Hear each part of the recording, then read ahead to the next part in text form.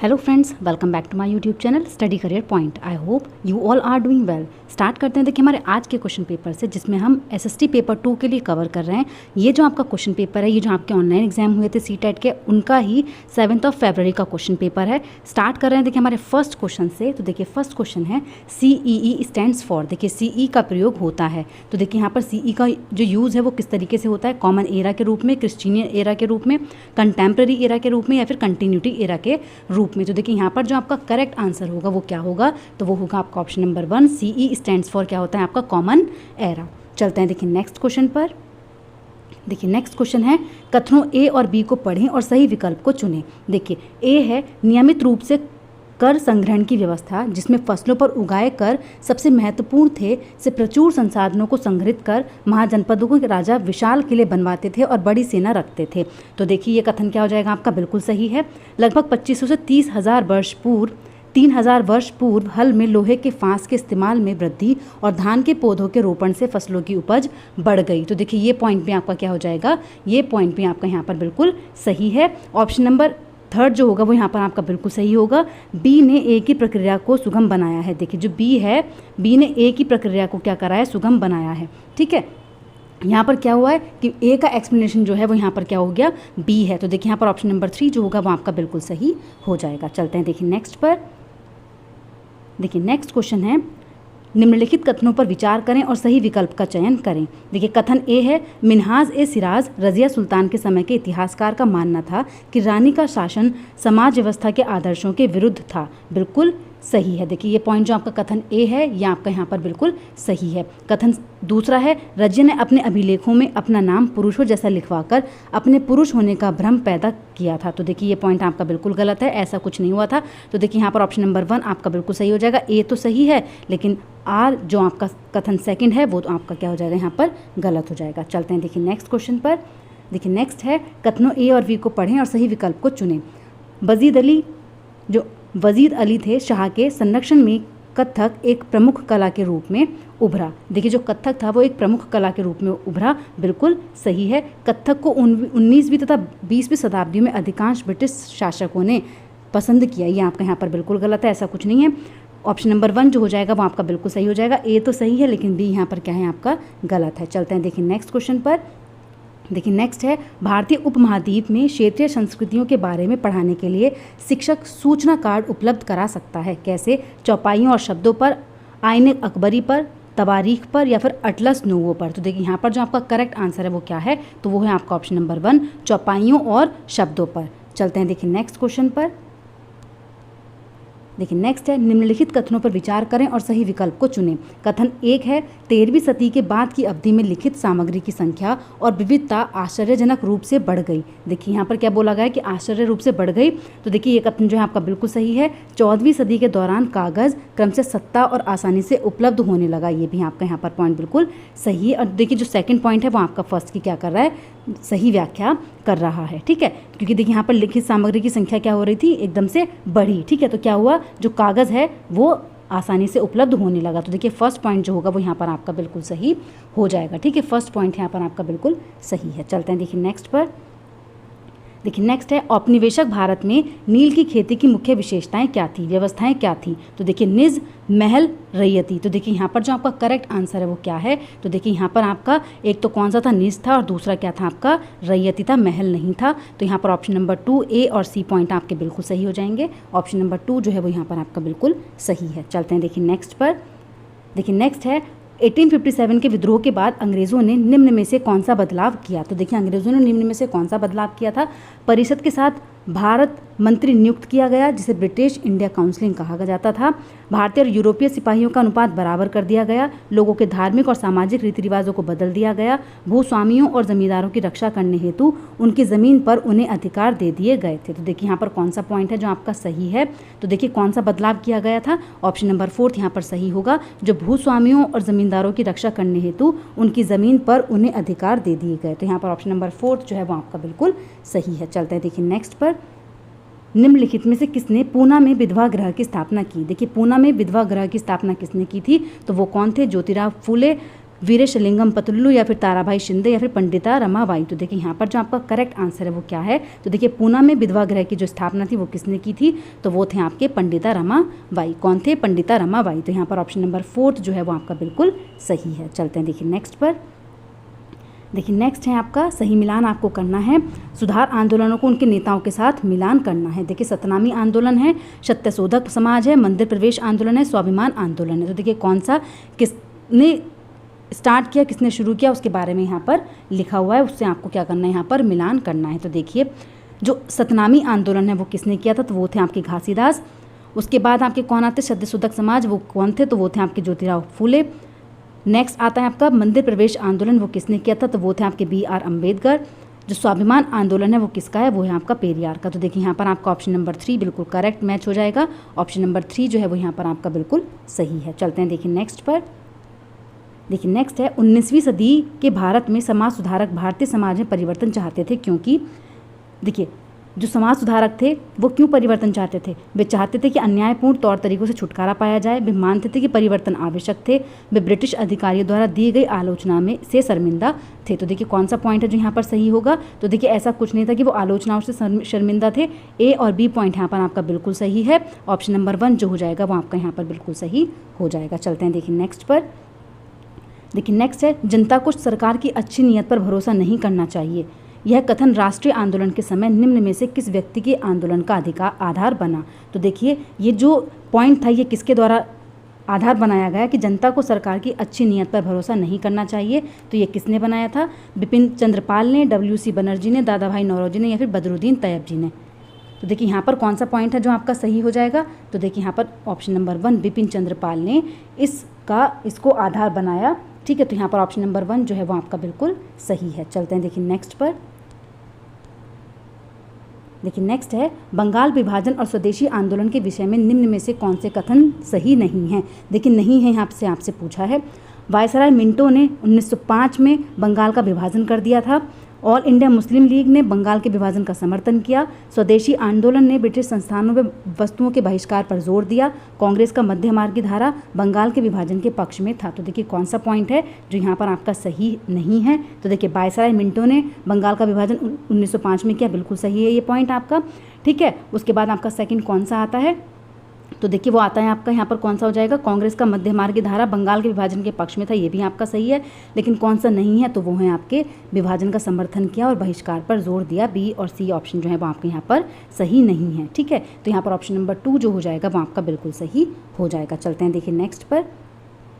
देखिए नेक्स्ट है स्वतंत्रता के बाद भारत को विकास संबंधी समस्याओं पर ध्यान देना जरूरी था, क्यों, रोजगार देने वाले उद्योगों को बढ़ावा देने के द्वारा, खेती की उपज बढ़ाने के द्वारा, हिंसा और संघर्षों की समस्या पर ध्यान देने के द्वारा। तो देखिए कौन सा पॉइंट यहाँ पर सही है आपका, तो देखिए जो स्वतंत्रता के बाद भारत को विकास संबंधी समस्याओं पर ध्यान देना जरूरी था, तो यहाँ पर वो तीनों ही पॉइंट आपके क्या हैं, बिल्कुल सही हैं। ठीक है, तो यहाँ पर ऑप्शन नंबर 4 जो है वो आपका बिल्कुल सही है। चलते हैं देखिए नेक्स्ट पर।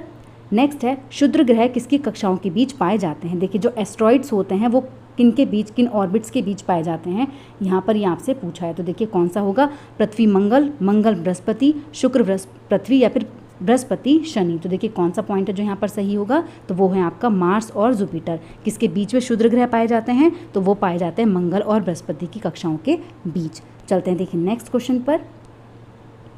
देखिए नेक्स्ट है अंतर्राष्ट्रीय तिथि रेखा के बारे में निम्न कथनों पर विचार कीजिए और सही विकल्प का चुनाव कीजिए। यह प्रशांत महासागरों के बीचों बीच से गुजरती है, यह लगभग 180 देशांतर के साथ साथ चलती है, यह लगभग 180 अक्षांश के साथ साथ चलती है। तो देखिए कौन सा पॉइंट होगा जो यहाँ पर सही होगा, तो देखिए यहाँ पर आपके कौन कौन से पॉइंट सही हो जाएंगे, तो देखिए यहाँ पर यह प्रशांत महासागर के बीचों बीच से गुजरती है, बिल्कुल सही है। यह लगभग 180 देशांतर के साथ साथ चलती है, ये पॉइंट भी आपका सही है। लेकिन ऑप्शन नंबर जो आपका पॉइंट C है वो आपका यहाँ पर क्या है, गलत है। ठीक है, तो यहाँ पर आपका कौन सा ऑप्शन नंबर 3 A और B आपके क्या हैं, सही हैं। पॉइंट C आपका यहाँ पर गलत है। चलते हैं देखिए नेक्स्ट पर। देखिए नेक्स्ट है जब 75 डिग्री पूर्व अक्षांश पर 10:30 पूर्वाग्रह का समय होगा तब ग्रीनविच पर क्या समय होगा। तो देखिए ग्रीनविच से जो आपका टाइम है वो कितना, वो आगे चलता है। अगर ईस्ट में बात कर रहे हैं तो आपका प्लस होता है। ठीक है, अब आपको निकालना किस पे है, ग्रीनविच पे, इसका मतलब आपको पीछे आना है, तो टाइम क्या होगा यहाँ पर, माइनस होगा। ठीक है, क्या दिया हुआ है यहाँ पर कि आपका 10:30 बजा है 75 डिग्री ईस्ट पर। ठीक है, तो अब देखिए यहाँ पर आपको पता है 360 डिग्री कितने टाइम में रोटेट होती है, 24 आवर्स में रोटेट होती है, ठीक है। तो यहाँ पर 1 आवर कितने के इक्वल हो जाएगा, आपका 15 डिग्री के इक्वल हो जाएगा।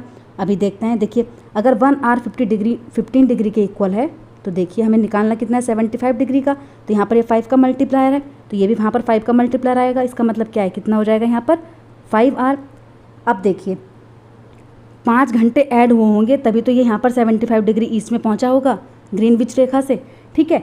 इसका मतलब क्या है कि ग्रीनविच रेखा पर टाइम कितना हुआ होगा, तो इसका मतलब हमें क्या करना है, 5 घंटे माइनस करने हैं 10:30 AM में से। तो देखिए जब 10:30 AM में से हम 5 घंटे को रिमूव कर देंगे तो कितना हो जाएगा, तो बजेगा आपका 5:30 AM। कितना बजेगा आपका 5:30 AM, ठीक है। तो यहाँ पर आपका ऑप्शन नंबर 3 जो हो जाएगा वो आपका बिल्कुल सही हो जाएगा। चलते हैं देखिए नेक्स्ट क्वेश्चन पर। देखिए नेक्स्ट है, निम्न में से सही युग्म को सुमेलित कीजिए। देखिए रियो डी जनेरिया, लॉस एंजल्स या फिर सिंगापुर कौन कौन से महाद्वीप में है, अफ्रीका, उत्तरी अमेरिका या फिर एशिया। तो देखिए इनमें से कौन सा युग्म जो है वो सही तरीके से सुमेलित है, ये आपसे यहाँ पर पूछ रहे हैं। तो देखिए यहाँ पर कौन सा आंसर जो है आपका सही होगा, तो देखते हैं।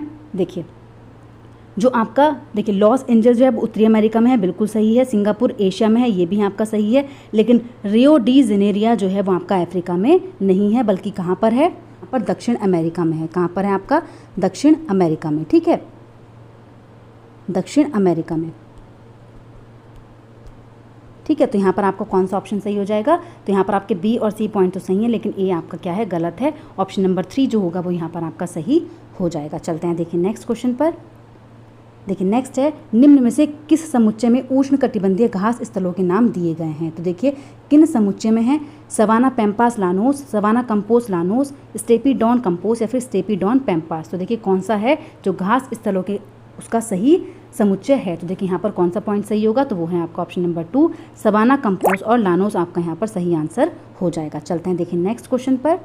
देखिए नेक्स्ट है, विश्व के प्राचीनतम शैलें 430 करोड़ पूर्व बने थे, आप इन शैलों को कहाँ देख सकते हैं। तो देखिए इन शैलों को आप कहाँ पर देख सकते हैं, तो वो है आपका ऑस्ट्रेलिया के पश्चिमी हिस्से में। कहाँ पर, ऑस्ट्रेलिया के पश्चिमी हिस्से में। चलते हैं देखिए नेक्स्ट क्वेश्चन पर। देखिए नेक्स्ट है, पृथ्वी पर आप आतपन के बारे में निम्न कथनों को पढ़िए और सही विकल्प का चुनाव कीजिए। देखिए आतपन की मात्रा भूमध्य रेखा से ध्रुवों की ओर बढ़ती है, विषुवत कर्क और मकर रेखा की तुलना में अधिक आतपन प्राप्त करता है, सामान्यतः समान अक्षांश पर महाद्वीपों पर समुद्र की अपेक्षा अधिक आतपन होता है। तो देखिए कौन सा पॉइंट होगा जो यहाँ पर सही है आपका, तो देखिए ए पॉइंट आपका यहाँ पर गलत है, उसके अलावा बी और सी पॉइंट आपके बिल्कुल सही है। तो देखिए ऑप्शन नंबर 2 जो हो जाएगा वो यहाँ पर आपका बिल्कुल सही हो जाएगा। चलते हैं देखिए नेक्स्ट क्वेश्चन पर। देखिए नेक्स्ट है, निम्नलिखित कथन ए और कारण आर को पढ़िए और सही विकल्प का चयन कीजिए। वायुमंडल अप्रत्यक्ष रूप से पृथ्वी के विकिरण से गर्म होता है, कार्बन डाइऑक्साइड पृथ्वी से विकिरित ऊष्मा को पृथ्वी पर रोककर ग्रीन हाउस प्रभाव पैदा करती है। तो देखिए कौन सा पॉइंट है जो यहाँ पर सही है, तो देखिए दोनों ही पॉइंट यहाँ पर सही हैं और आर जो है वो ए की सही व्याख्या कर रहा है। चलते हैं देखिए नेक्स्ट पर। देखिए नेक्स्ट है, निम्नलिखित विकल्पों में से कौन सा विकल्प प्रमुख समुद्र पतन दिखा रहा है। तो देखिए समुद्र पतन कौन सा जो विकल्प है वो दिखा रहा है, Cape Town, Kyoto, Miami, Darwin Chennai, Johannesburg Brasilia, Dallas Sydney Chennai, Addis Ababa, Sao Paulo Chicago, Tehran Ahmedabad, Nairobi Mexico जो मैक्सिको सिटी है, टोरंटो, मास्को या फिर नई दिल्ली। तो देखिए कौन सा पॉइंट है जो यहाँ पर सही है, तो वो है आपका option number 1, Cape Town, Kyoto, Miami, Darwin और चेन्नई। चलते हैं देखिए नेक्स्ट पर। देखिए नेक्स्ट है, निम्नलिखित में से किसे अहरित धूप के रूप में जाना जाता है। देखिए जो आपका ब्यूरिड सनसाइन है उसके नाम से किसको जाना जाता है, पेट्रोलियम को, सोने को, कोयले को या फिर चांदी को। तो देखिए यहाँ पर आपका कौन सा पॉइंट होगा जो सही होगा, तो वो है आपका ऑप्शन नंबर 3 कोयला। ठीक है, ऑप्शन नंबर 3 जो होगा वो यहाँ पर आपका सही हो जाएगा। चलते हैं देखिए नेक्स्ट क्वेश्चन पर। देखिए नेक्स्ट है, निम्नलिखित में से कौन से कारक जल की आपूर्ति की कमी में योगदान देता है। तो देखिए कौन सा है, क्षेत्र की जलवायविक दशा, मौसमी अवधि में परिवर्तन, अत्यधिक दोहन या फिर जल स्रोतों का प्रदूषित होना। तो देखिए कौन सा पॉइंट होगा जो यहाँ पर सही है, तो देखिए यहाँ पर चारों ही पॉइंट आपके बिल्कुल सही होंगे। ऑप्शन नंबर 4 जो है वो यहाँ पर आपका बिल्कुल सही है। चलते हैं देखिए नेक्स्ट पर। नेक्स्ट क्वेश्चन है, भूतकाल से आरंभ करते हुए वर्तमान तक लोहा इस्पात उद्योगों की अवस्थिति को क्रम में रखें।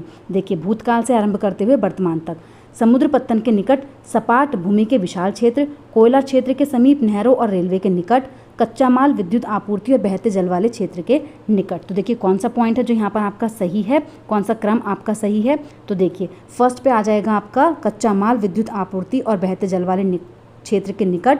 दूसरा आपका क्या आ जाएगा, कोयले के समीप, नहरों और रेलवे के निकट। और थर्ड होगा आपका समुद्र पत्तन के निकट, सपाट भूमि के विशाल क्षेत्र। तो देखिए यहाँ पर आपका क्रम जो सही हो जाएगा वो है आपका ऑप्शन नंबर 3। चलते हैं देखिए नेक्स्ट पर।